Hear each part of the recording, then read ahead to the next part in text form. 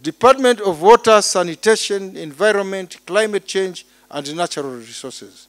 Mr. Speaker and honorable members, I am pleased to present the commendable progress and achievement of the Department of Water and Sanitation, Taita, Taveta County for the financial year ending 30th June 2023. The department has undertaken various water development projects aimed at enhancing water provision and sanitation infrastructure, thus uplifting the living standards of our communities. I am proud to share the status of this for us at the end of the financial year. Taveta sub-county, go to Chalawad. Solarization of Udhiani borehole. The project complete, reflecting our commitment to providing sustainable water solution to the community. Maho. Desilting of Kasokoni irrigation scheme has been successfully completed, thus improving the efficiency and functionability of this vital irrigation infrastructure. Langata borehole. All required materials have been delivered to the site, positioning us for the next phase of work. Drilling of Langata borehole. The drilling has been completed. Mbogoni Ward. Rehabilitation of water flyover. Lambo Marodo scheme. This project has been completed. Supply and delivery of casings for Riata Kubwa borehole has been done. This now awaits the next phase of drilling. The drilling of Big Riata borehole in Taveta sub-county is ongoing. Matawad. Pump installation at Kasani borehole. This project is complete. Ndilidau water project. This also is complete. Mwatate sub-county, Chabiawad. Supply and delivery of plastic tanks. The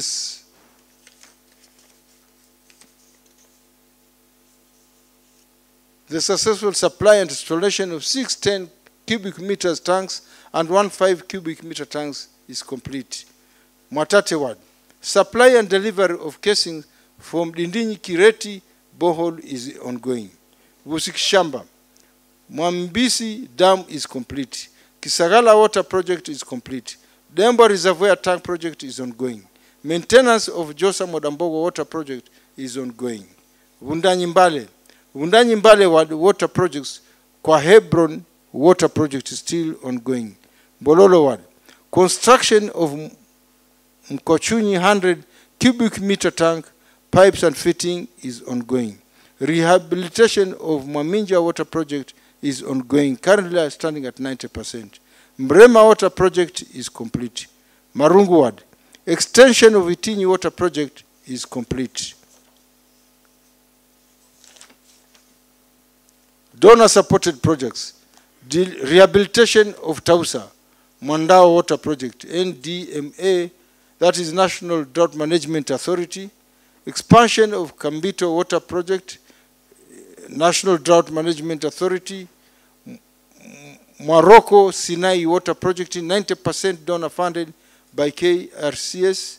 Kishenyi Kishushe Mlilo Water Project, ongoing by Water Trust.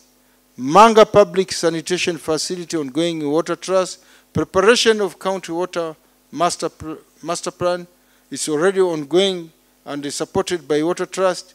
Ablution Blocks Water Distribution Works, ongoing. Stawi approved by, we said this is a big project.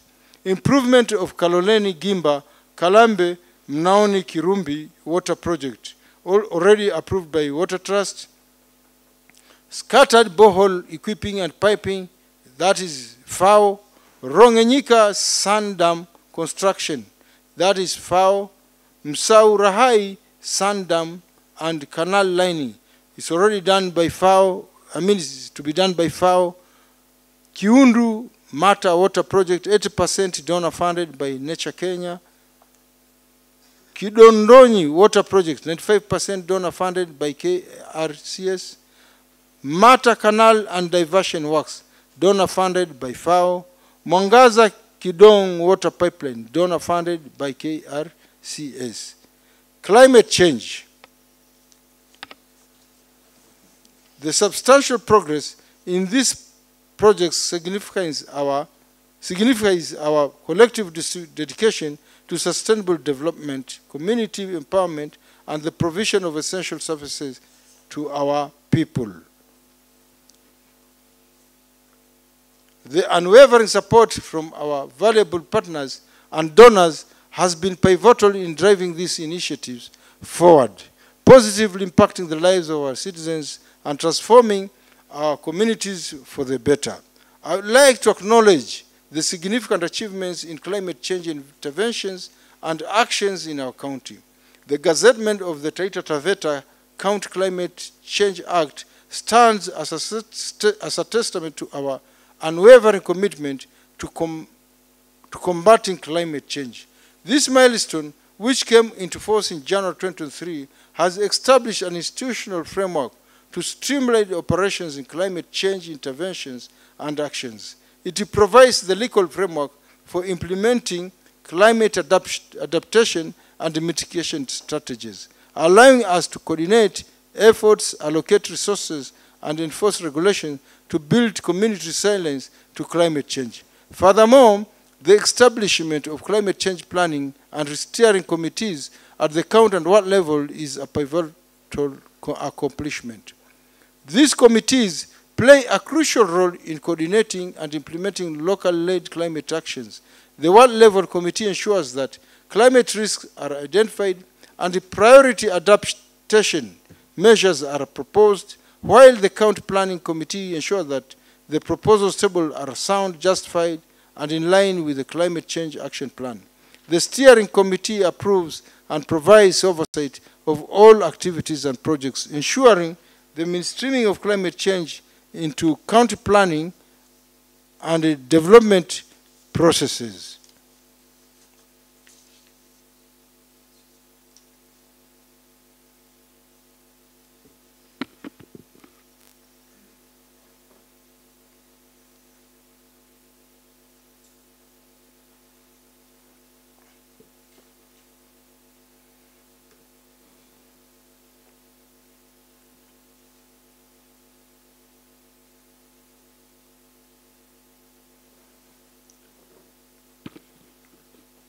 However, amid these achievements, it is crucial to address the challenges that hinder project implementation in our county. The presence of huge pending bills often deters eligible and capable contractors from taking up county tenders and jobs. Additionally, the delayed and failure to disburse funds to the department further diminishes the contractor's willingness to work on already contracted works. We recognize the impact of these challenges and are committed to finding a suitable solution to address them.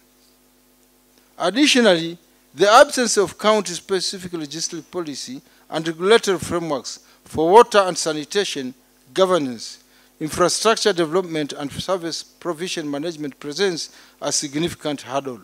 We are dedicated to addressing this challenge through the formulation and implementation of robust frameworks that will guide and facilitate the efficient management and development of water and sanitation infrastructure in our county. We have initiated the development of the Participatory Climate Risk Assessment report and the County Climate Change Action Plan for the period of 2023-2027. The PCRA framework serves as a critical tool in assessing climate risks, hazards, and impacts, while identifying resilient investment opportunities. It focuses on addressing food and water security through strategic interventions such as infrastructure for rainwater, harvesting, tree planting initiatives, climate-smart agriculture projects, and the promotion of renewable energy sources such as solar power, biogas, and efficient cooking stoves. These efforts are essentially in building resilience and addressing the pressing challenges posed by climate change. The PCRA report will form the foundation for the development of a county climate change action plan, outlining the resilience investments that will be undertaken to address the impacts of climate hazards and enhance sustainable, low-carbon climate resilient development in our county. Furthermore, the CCCAP aims to attract climate financing to support these initiatives, creating a sustainable and resilient future for our communities. In alignment with these efforts, we have also commenced the development of the climate change finance policy at the draft stage. This policy seeks to address climate change issues at the grassroots level by supporting both mitigation and adaptation actions. It aims to create an enabling framework that will attract investors and promote a business-friendly approach and regulatory environment, recognizing that substantial financing is required to effectively tackle the challenges and impacts of climate change on our local communities. By mainstreaming climate change consideration, our county is acknowledging the urgent need for climate action and resilient building. These initiatives are in line with global goals to mitigate the effects of climate change and promote sustainable development.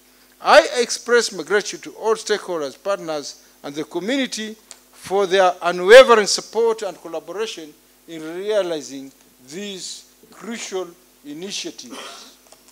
Promoting renewable energy. The climate change finance policy places significant emphasis on encouraging investment in renewable energy. The transition to clean renewable energy sources plays a pivotal role in reducing greenhouse gas emissions and mitigating climate change. By supporting and financing renewable energy projects, the policy aims to expedite the adoption of clean energy technologies, contributing to the global transition to a low-carbon economy. This strategic investment in renewable energy aligns with the broader efforts to combat climate change and reduce reliance on fossil fuels, fostering a sustainable energy landscape for the county. Supporting sustainable agriculture. Investing in sustainable agriculture is another vital aspect of the policy. Climate change poses substantial challenges to agriculture systems, including changing weather patterns, increased frequency of extreme events, and shifts in rainfall patterns.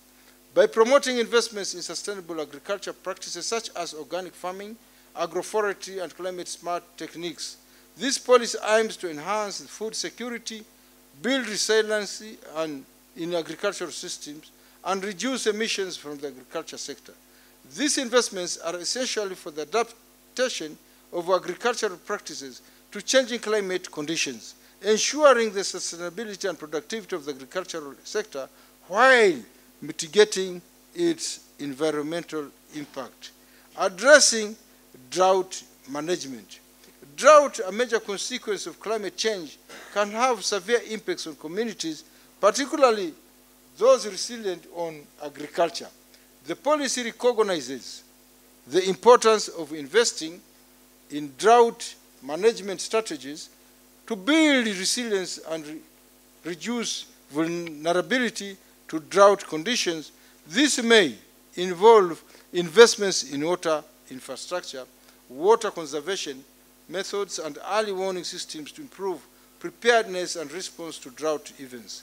By allocating resources to drought management, the policy aims to enhance the county's capacity to withstand and recover from drought, safeguarding livelihoods and agricultural productivity in the face of changing climatic conditions.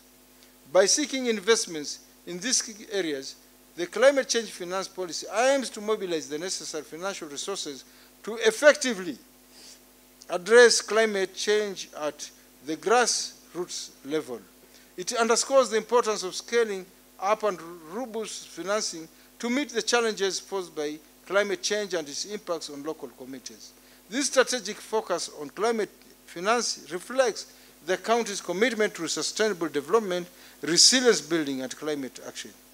I'm delighted to announce that Taita Taveta County has made substantial progress in accessing funds through the financing locally led climate action, that is FLOCA program. This World Bank-backed initiative provides developed climate finance at the grassroots level, enabling counties to access funds for climate change-related projects and initiatives. Our success Our successful access to these funds underscores our commitment to addressing climate change and implementing impactful projects that benefit our communities. Furthermore, our account has met the minimum access conditions and minimum performance conditions required to access FLOCA funds. This achievement reflects our dedication to meeting specific criteria and demonstrating a strong commitment to effectively tackling climate change. We have shown that we are capable of achieving targets and making tangible progress in implementing climate change actions, setting a commendable example for others to follow. In addition to these accomplishments, I'm pleased to announce that Taita Taveta has been granted access to the Climate Change Resilient Investment, that is CCRI grant. This grant presents a significant opportunity for us to further our efforts in climate change adaptation and resilience. With this funding, we can support projects that enhance our community's resilience to the impacts of climate change, fostering a more sustainable and secure future for our county. I am deeply encouraged by the shared vision and collaborative efforts that have propelled us towards substantial achievements, even in the face of formidable challenges. As we look forward on our journey, it is imperative to acknowledge the pivotal role played by the establishment of the Material Recovery Facility, MRF, Takataka Nimali at Chakaleri, stands as a testament to our unwavering commitment to transform waste management in our county. The MRF initiative, a collaborative endeavor between the county government of Taita Taveta and the extreme support of UN Habitat, represents a significant leap forward in our collective pursuit of sustainable and innovative solutions. It is a resounding affirmation of our resolve to address the scourge of waste dumping and environmental degradation, while simultaneously harnessing the inherent value and potential wealth that lie within our waste resources. By embracing the principles of recycling and waste management, the MRF not only serves as a beacon of hope in our efforts to combat pollution, but also as a source of economic empowerment and sustainable development with our communities. Notable, this facility holds the key to tackling the pervasive challenge of plastic waste, a dire threat to our marine ecosystems. By conscientiously managing plastic waste, we take meaningful steps towards safeguarding the delicate balance of our oceans and preserving the biodiversity that defines our coastal heritage. Operationalization of the 6th pilot World Climate Change Project, a monumental milestone achieved through the collaborative partnership between the International Fund for Agricultural Development, that is IFAD, the National Drought Management Authority, NDMA, and the county government of Taita Taveta. These projects stand as stunning examples of our collective resolve to confront the adverse impacts of climate change while bolstering water supply within our region. In Taveta sub-county, the implementation of transformative initiatives such as the Rekeke flume in Matawan and the repairs in Jorokubwa, Mbogoni Ward, underscores our commitment to fortify water distribution networks while enhancing the resilience of our water infrastructure. Meanwhile, in the Motate sub-county, the Revenue Water Supply Initiative symbolizes our concerted efforts to ensure equitable access to potable water, bringing forth not just a life-sustaining resource, but a source of hope and virtue for our communities. We gather here to mark the culmination of a collaborative effort aimed at developing a comprehensive roadmap for managing municipal solid waste in our county. This strategy documents outlines the action plan that will guide our initiatives in solid waste management, focusing on crucial aspects such as policy and legal framework, collection and transportation services, waste recovery and circular economy, waste disposal, financial sustainability, inclusive participation, and data monitoring. The prioritization and mapping of projects such as the drilling of the Paranga borehole in Bumungu Kishushe, the new Miasenyi borehole project in Voi sub-county, and the rehabilitation of the Bafwe water pan in Kasigao were all done through a participatory procedure involving the local community. This reflects our commitment to ensuring that the voices and needs of our citizens are at the forefront of our decision-making process. In addition to these initiatives, I'm also committed to promoting climate change mitigation, public awareness, and natural resource management, as emphasized in my manifesto. We must recognize the interconnectedness of environmentally sustainability and the well-being of our communities. Therefore, these efforts in solid waste management and water supply development are integral to our broader goals of promoting sustainable and resilient communities. I wish to extend my heartfelt appreciation to our partners, including UN Habitat, Jumuiya ya County za Pwani JKP, and civil society urban organization for their invaluable support and collaboration in the development of this strategy. Their expertise and commitment have been instrumental in shaping this roadmap for sustainable solid waste management in our county. Moreover, in our efforts to create a more sustainable and environmentally friendly space, the Chakaleri dump site will be replanned to transition it into a green park and an environmental resource center, as we plan to relocate the existing dump site to a more suitable location. It became imperative to envision the future of Chakaleri post-decommissioning a dedicated team comprising technical experts, environmental authorities, consultants, and representatives from various organizations, collaborated to develop a vision for the 10-acre site. The vision includes space for the material recovery facility, a green park, and an environmental resource center, emphasizing our commitment to turning what was once a dumping ground into a vibrant, eco-friendly space for our community. One crucial development that I'm proud to announce is the establishment of the County Environment Committee in accordance with the requirements of the Environmentally Management and Coordination Act of 1999. This committee has been gazetted, marking a milestone in our commitment to seamless environmental conservation affairs. I extend my appreciation to all those involved in this process, and I'm optimistic that the committee will play a vital role in shaping the environmental agenda of our county. Forestry. Turning our focus to forestry, I'm pleased to report on the commendable efforts in the conservation management of our forests. The review of participatory forest management plans for Sandif, Ia Wembi, and Ngangao, in collaboration with county government and Nature Kenya, signifies our dedication to sustainable forest practices.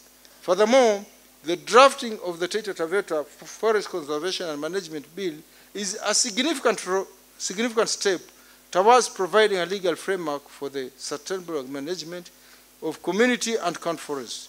This legislation will serve as a cornerstone in our efforts to safeguard our precious forest resources.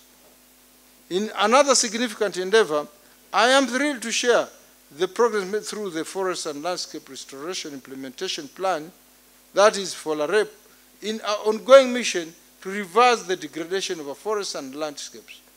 This initiative, in collaboration with the World Agroforestry, the Food and Agriculture Organization, FAO, that is, of the United Nations, and the county government of Taita Taveta aspires to rehabilitate an extensive expanse of 226,420 hectares of land. We recognize and deeply appreciate the invaluable contribution of all stakeholders who have actively participated in shaping this remarkable plan. Their input has been instrumental in guiding the comprehensive approach to rehabilitating our national landscapes and revitalizing our forest ecosystems.